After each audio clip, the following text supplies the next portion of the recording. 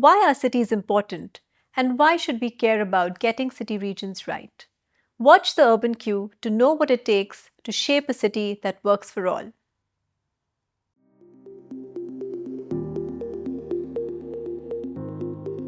Hello, and welcome to the Urban Queue. Today we have with us Rhett Ayers Butler. Rhett is a writer, conservationist, avid photographer, and the founder of Mongabay, a not-for-profit global news platform that focuses on stories about wildlife, environmental science, and the protection of ecosystems. An economist by training, he has channeled his passion for environmental journalism into a career spanning over 2 decades as editor-in-chief of Mongabay, for which he has been honored with the Heinz Award. He has published hundreds of articles, blogs, and research papers with a view to getting people to care about natural habitats around the world. He's also the author of a children's book on rainforests called Rainforest, which features vivid photo narratives of these highly diverse endangered biomes. Welcome, Rhett, and thank you for joining us on our podcast, The Urban Queue. Well, thank you for having me. It's a pleasure to be here. Great. So, Rhett, I'm going to start off with a question I ask all my guests, which is about cities. You are a globetrotter in the truest sense of the word, and since childhood, you have chosen to explore places that are off the beaten path. So, while you've spoken often about your love for spending time amidst wildlife and in non built up landscapes, I was wondering if there are any cities that appeal to you as well. I enjoy Singapore. So between the architecture, the infrastructure, and just the green elements of the city, it always feels like I'm traveling 10 to 20 years into the future when I visit. And I marvel at the degree to which the trees have been integrated into the building and the city planning, and also that Singapore has managed to preserve and restore forests. So I think it's an encouraging example that wildlife can return to an urban environment. No, that's fantastic. And yes, the green cover of Singapore. I think when people talk about Singapore, they think about many things. But yes, green cover and the city has integrated that well is an excellent point, Vet. So, why do you think it is important for city dwellers to be aware about environments and ecosystems that they're far removed from? So, for example, why should I, a Bangalore resident, care about what's happening, in the Western Ghats about 250 miles away from me? Yeah, well, I think it's there's a lot of reasons to care as a city resident about nearby nature. So one is ecosystems are interconnected. So the health of the Western Ghats directly impacts Bangalore in terms of the water supply, the climate stability, and biodiversity. So the forests also can help reduce ambient air temperature at a local level. So that would make the conditions more tolerable. So one of the things that has been observed in Borneo is that when you convert a forest to a plantation or deforest it, the temperatures go up. And so that forest cover helps reduce those temperatures. There's direct tangible benefits for communities about this. They're having nature nearby. A second point would be just biodiversity. So the Western Ghats, but also other forest ecosystems and wetlands and things house species that are found nowhere on Earth, and so that's like a unique part of the cultural heritage of an urban area. And then I guess another area would be around disaster mitigation. So the fact that forests and wetlands can act as a sponge, so helping buffer against the flood and drought cycle, which can be quite devastating. Obviously, we've seen the recent floods in Spain. And then lastly, I would say just the recreational value. So being able to go from a built up environment to a natural landscape has benefits from a mental health standpoint, from a physical fitness standpoint. So there's a lot of reasons to care about a local ecosystem.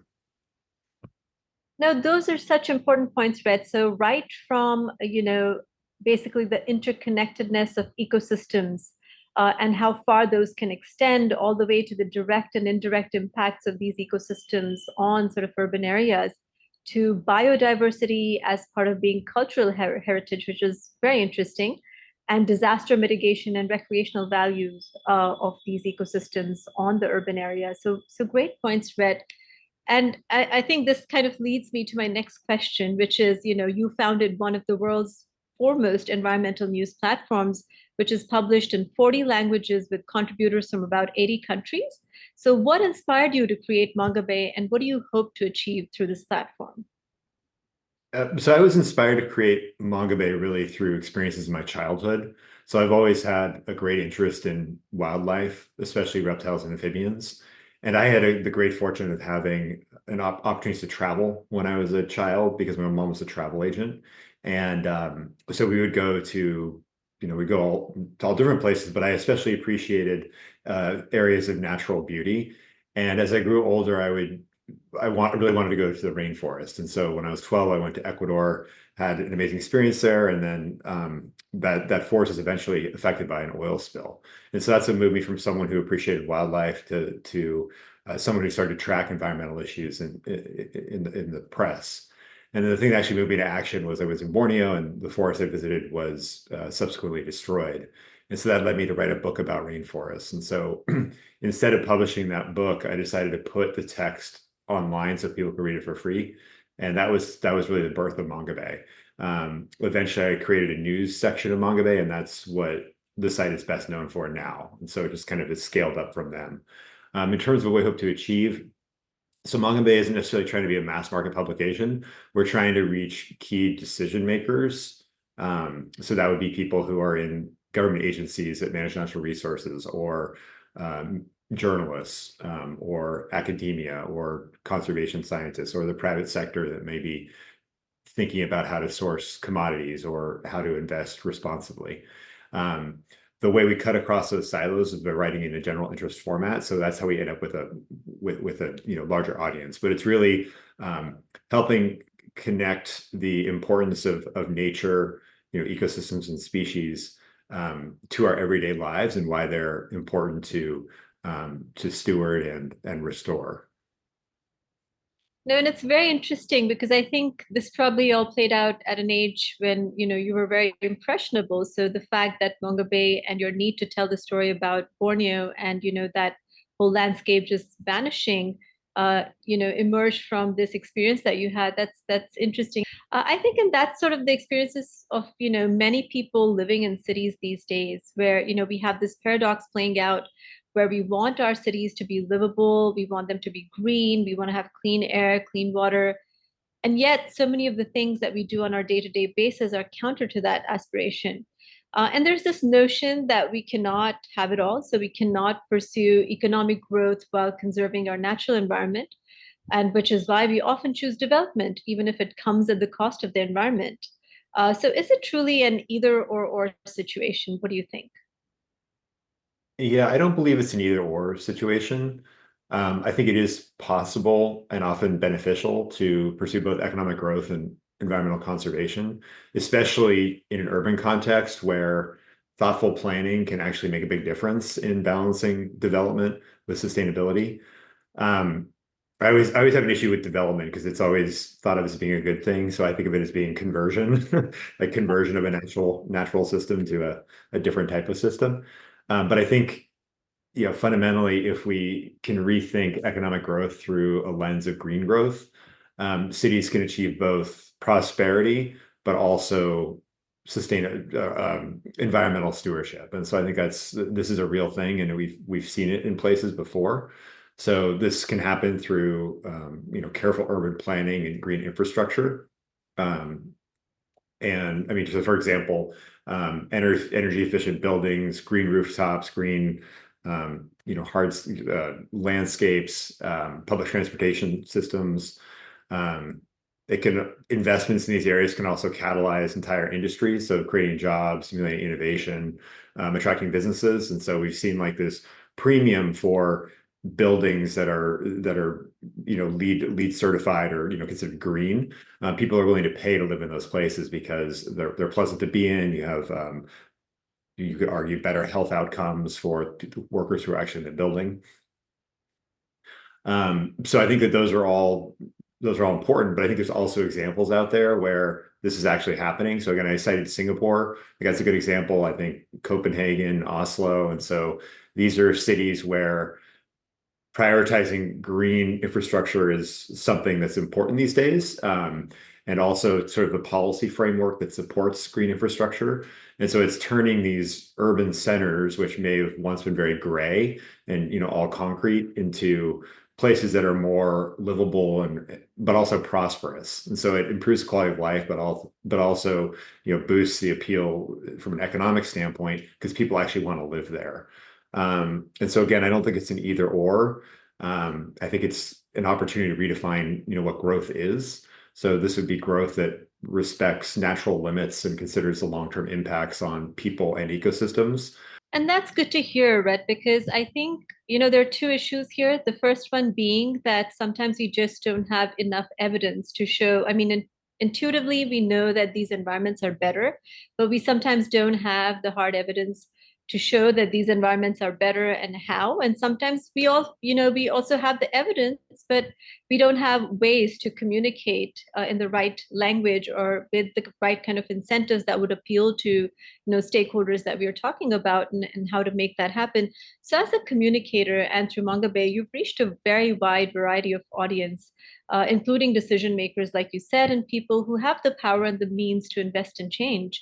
So what are the top hacks that you could suggest for a research organization like ours to communicate science-based data to decision makers and people in power? So the most critical thing is really thinking about who is your audience. So I see as a common problem is people don't really think about the audience. So they'll just put something out there without sort of understanding who you're trying to reach, what actions you want them to take, what kind of information they're interested in, what formats they consume. And so if you're trying to target key decision makers, they often don't have a lot of time or technical background to sort of go into the detailed data. And so framing the findings in a way that's relevant to them. So direct impacts, what it means for policy, and what are the actual takeaways. And so that means writing in plain language and avoiding jargon, which is a big problem in the NGO space, and really focusing on what's most relevant to that specific audience's concerns and responsibilities. Storytelling is also really important. And so data becomes really impactful when it's connected to real life scenarios or stories that resonate with people's everyday experience. And so that can be, again, it depends on who your audience is, but it's a narrative around, you have the numbers to sort of support that narrative. And so that narrative talks about, the human component of whatever the research is looking into. So at Mongabay, we tend to tell climate stories through the lens of a community, a species, or an ecosystem, rather than just focusing on the climate science, for example. So another component of this would be how you visualize that data, making it so bringing along for a journey. Because again, people learn in different ways, and some people, might be moved by an infographic or a chart or a graph or a map. So thinking about that. And then if you're going to be generating a report, really laying out the recommendations in a very clear and succinct way is important. And so I mean, for policymakers, it could be structuring things as like a cost benefit or a risk reward, that often resonates with people. And then also having specific case studies, so like specific examples of how, like, whatever policy recommendation you're making is grounded in the real world.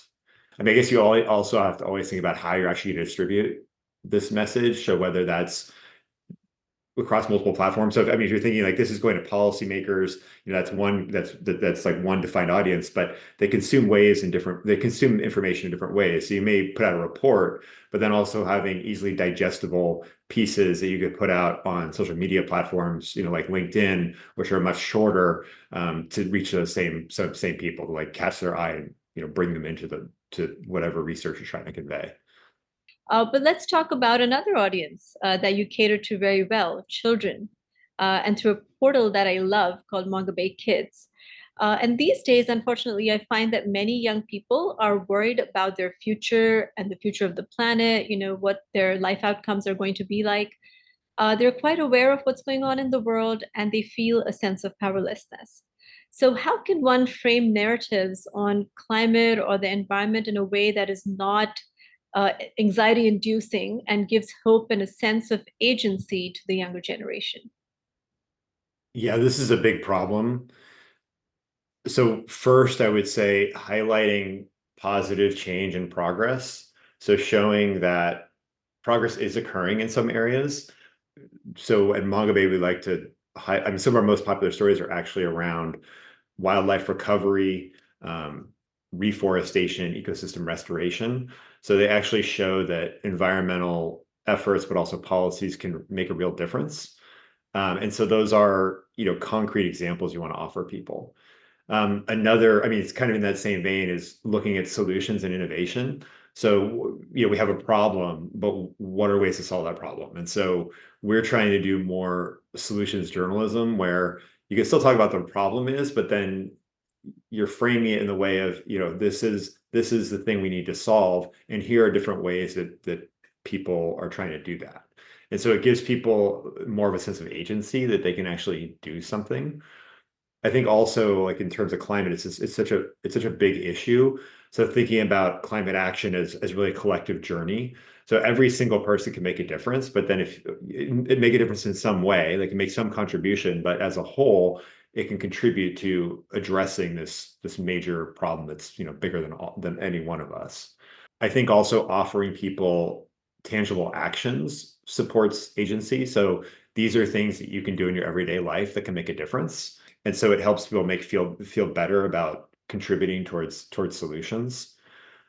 Another area would be focusing on adaptability and resilience. So the fact that coral bleaching is happening and it's devastating coral reefs, but there are pockets of coral reefs that have proven resilient. And so what can we learn from that? Mm. I think also you can't sugarcoat everything. So it's really like having dialogues around what these problems are. And so approaching these issues not so much from a point of fear, but in curiosity, like why is this happening or how can we solve it? Um, and then I think also just inspiring people with the wonder and beauty of nature and these stories of people who are doing things. Often they face great odds, but they're still doing amazing things. And so those, again, it's like the visual component of this. So taking those pictures of those landscapes and those communities that are working towards these solutions and providing people with that visual aspect of it. And that's very interesting. And I really like this because, these days, I think what we see in the news a lot is a lot of the negative narratives, and therefore, all of the anxiousness that we have. But I think this whole spotlighting positive narratives, I think that's super important and really great way. And very few people are really doing that and doing that well. So again, Mongabay is doing it so well. And, really congratulations for that bit. And also on the difficult things, like not to sugarcoat it. I like that point about having dialogues on issues and approaching them with sort of the curiosity of a problem solver, and how we can come together and problem solve, and how do you get to it with that kind of a mindset. So yeah, on both those points, I think that's wonderful. You also mentioned, letting people know what they can do at an individual level. So if I were to ask you, what can we do at an individual level to promote and enable nature conservation, for example, do you have any suggestions? The environment really was not an issue in this election that resonated with people. So, putting that aside, I'm generally an optimist, and I think that there are opportunities to turn things around. Once a certain threshold, people actually believe that these problems are very serious and they want to take action. Well, so one is educating yourself and being informed. So I think that's absolutely critical. It's sort of like a starting point. Um, then using that information to inform your decision making. So, what do you consume? What do you eat? What do you buy? How do you get around? Things like that. Um, then also using your voice. So it's amazing to see what can happen when you call like a customer complaints line and ask a Nestle like, oh, where's your palm oil coming from? Or how are you sourcing this? But if people ask that question, it kind of bubbles up the system and gets back to decision to the people who think about how to source palm oil. And so little things like that can be surprisingly effective. Another area is through using your political your vote, but it's really important to elect leaders who actually support nature and so think the environment's important and prioritize that. So again, that's not something we're seeing in the US, but I fundamentally believe it's absolutely critical. Um, so those would be some. Oh, I guess also volunteering. So you can volunteer your time, you can donate money, you can take small steps. Whether like cleaning up a park or something like that. Those are all little things that you can do that help. I think like one of the big things which WRI has been a key agent in is um, we no longer have ignorance as an excuse. So because of remote sensing and other tools, we can see what's happening in near real time, or at least time frames relevant for action. So what's really missing is that political will, and that's why narrative is so important.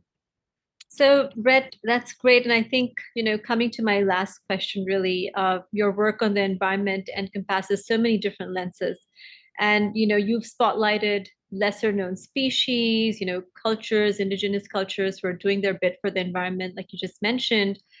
And so on the future of our planet, and like you said, you're an informed optimist. So with that lens, are you hopeful that we as a species will do the right things at the right time for the planetary good?